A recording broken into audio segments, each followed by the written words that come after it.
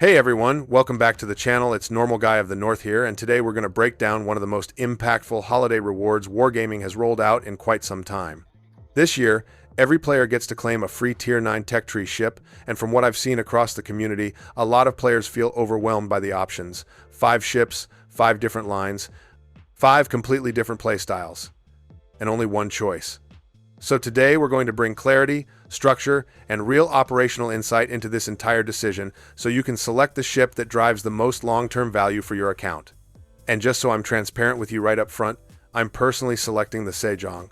Not because it's easy, not because it's universally loved, but because it allows me to finish off another nation line in my port, and strategically, it strengthens my account for future operations and events. But my goal today is not to steer you toward my personal pick. My goal is to give you the full picture so you select the ship that works for your style, your comfort zone, and your long-term progression goals. Now, let's set expectations. This isn't a simple surface-level summary where I say, this ship is good, or this ship is bad.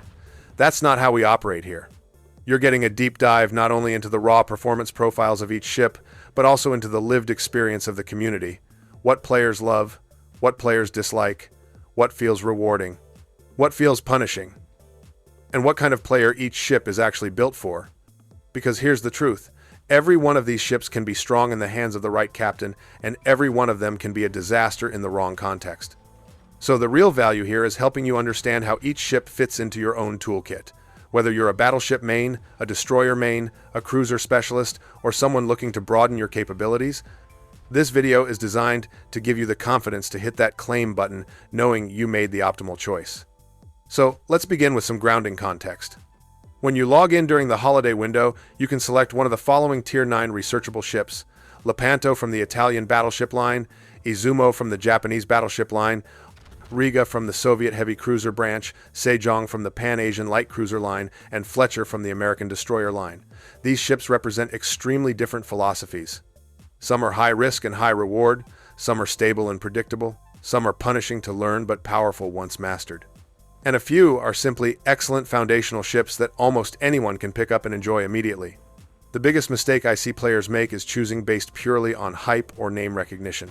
If you pick a ship because it sounds cool but it doesn't align with how you like to play, that free Tier 9 instantly becomes a liability.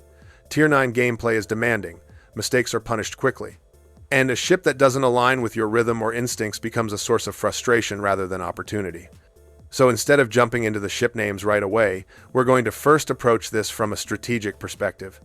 We're going to understand what each ship actually brings to the table and how the community genuinely reacts to these ships after hundreds of thousands of battles. Let's set a strategic baseline with the Fletcher. Fletcher is widely considered one of the most universally respected destroyers in the game. Not flashy, not gimmicky, not extreme, but stable, dependable, and flexible.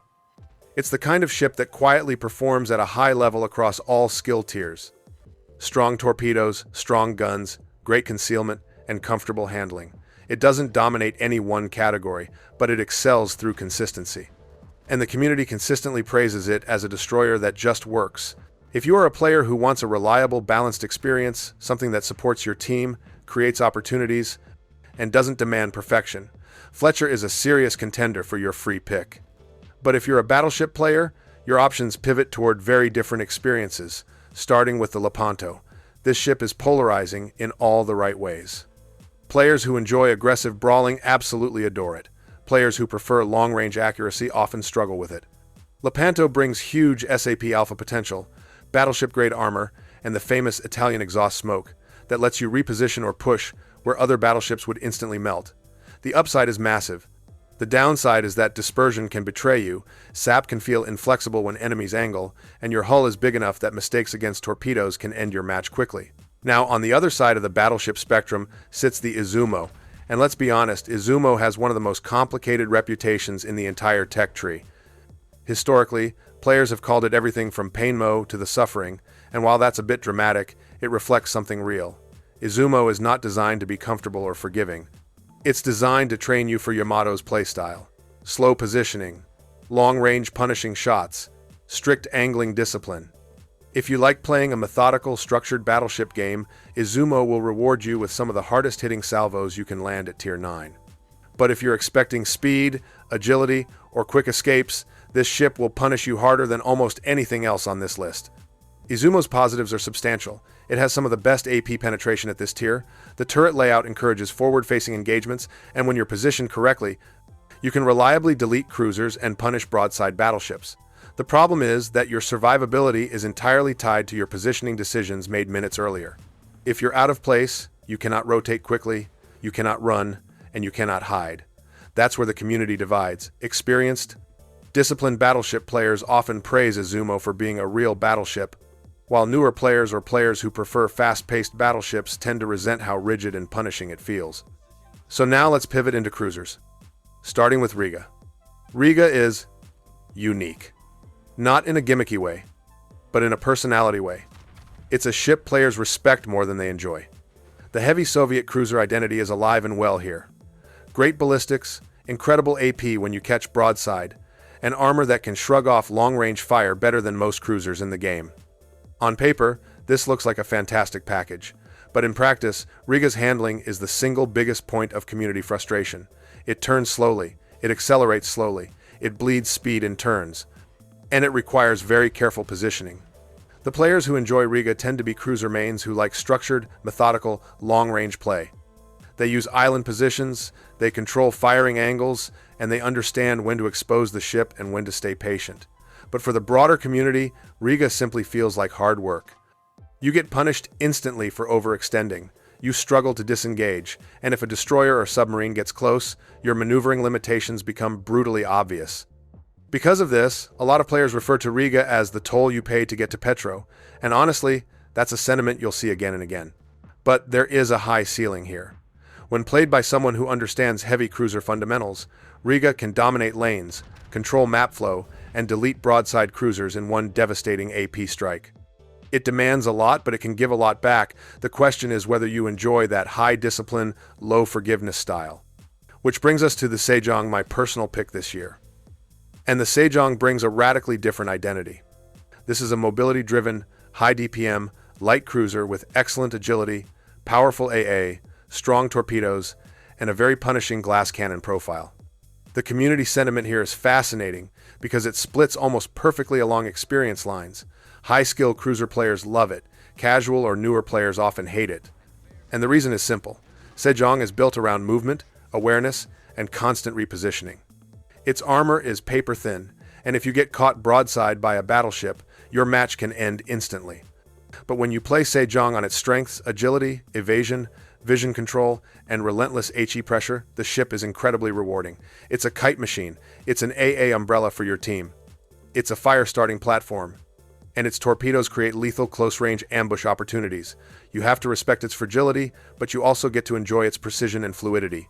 For me personally, it completes another national line in my port, which is part of why I'm choosing it. But beyond that, I enjoy agile light cruisers that reward awareness, map control, and constant motion. If that sounds like your style, Sejong could be the best choice on this list. Now let's shift gears and talk about how these ships feel across different skill tiers, because this is where the decision becomes clearer for many players. A lot of the community sentiment isn't just about the ship itself, it's about how well the ship supports the player's natural instincts. Let's start again with Fletcher.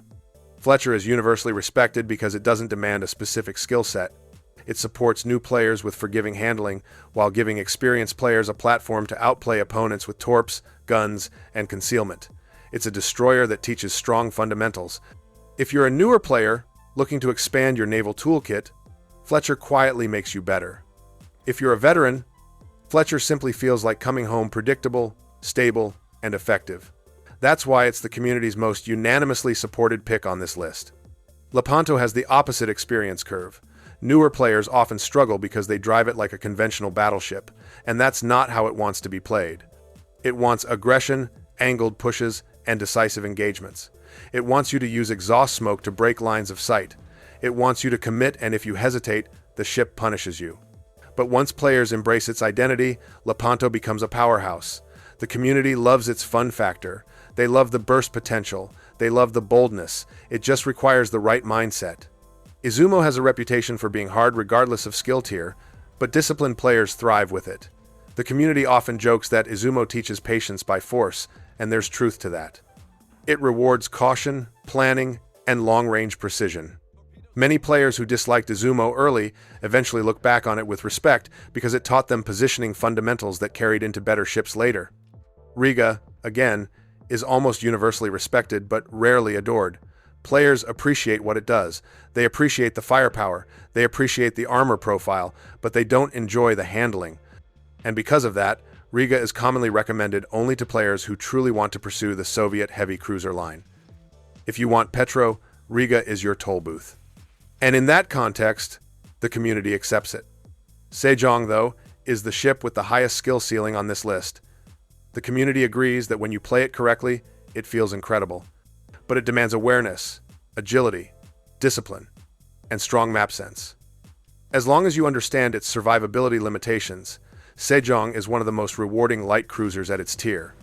And if you don't, it becomes one of the most frustrating. Now let's talk decision strategy, because the goal of this video is to help you make an informed, data-backed, confidence-driven choice. Think of this next segment as a decision matrix based on playstyle and long-term account value. If you value stability, reliability, and ease of use, Fletcher should be your top candidate.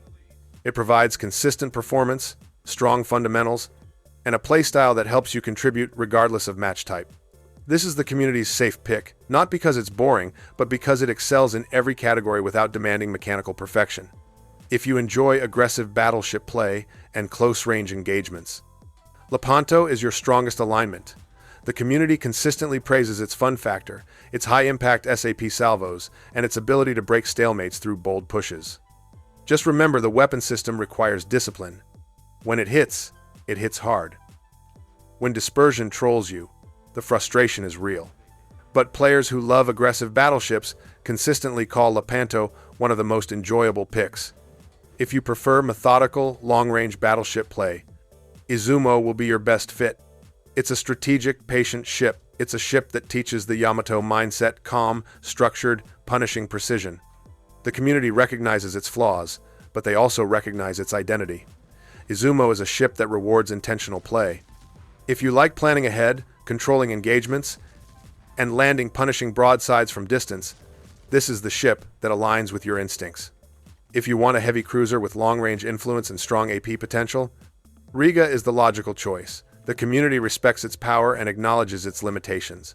If you understand those limitations and play within them, Riga delivers meaningful map control. But it is not a casual pick. It requires discipline, positioning, and patience. If that sounds like your playstyle, Riga can deliver tremendous value. If you enjoy agile, evasive, high DPM light cruisers, Sejong is your path. This ship feels incredible when played on its strengths, mobility, HE pressure, torpedo ambushes, and team support AA. The community sentiment is clear. This ship rewards awareness and punishes carelessness. If you enjoy fluid gameplay, dynamic repositioning, and tactical fire starting, Sejong can easily become one of your favorite cruisers. And for me personally, Sejong completes another national line and enhances my account's long-term structure. That's my strategic reasoning. Your reasoning might differ, and that's perfect. The point is to choose the ship that fits you. At the end of the day, this free Tier 9 ship event is one of the most generous holiday offerings we've seen in World of Warships, and it's a rare opportunity to expand your port with a ship that strengthens your long-term progression. Each ship brings something valuable. Each ship serves a different player demographic, and each one has enthusiastic supporters and vocal critics across the community. But the purpose of this video was never to convince you that one option is superior to the others. The purpose was to walk you through the mindset, the strengths, the weaknesses, the skill curves, and the community sentiment so you can make a well-informed, strategic decision that elevates your experience in the game. My recommendation is simple. Choose the ship that aligns with how you naturally enjoy World of Warships. The ship that lets you play your best game. The ship that reinforces your strengths while helping you grow in ways that matter. And whether you end up in Fletcher, Lepanto, Izumo, Riga, or Sejong, you're gaining a powerful new asset for your account. That's what matters. Thanks for watching, I do appreciate it, and please feel free to click on the videos on your screen for more World of Warships content. But as always, take care, stay safe, and I wish you all the best. See you in the next one, and bye for now.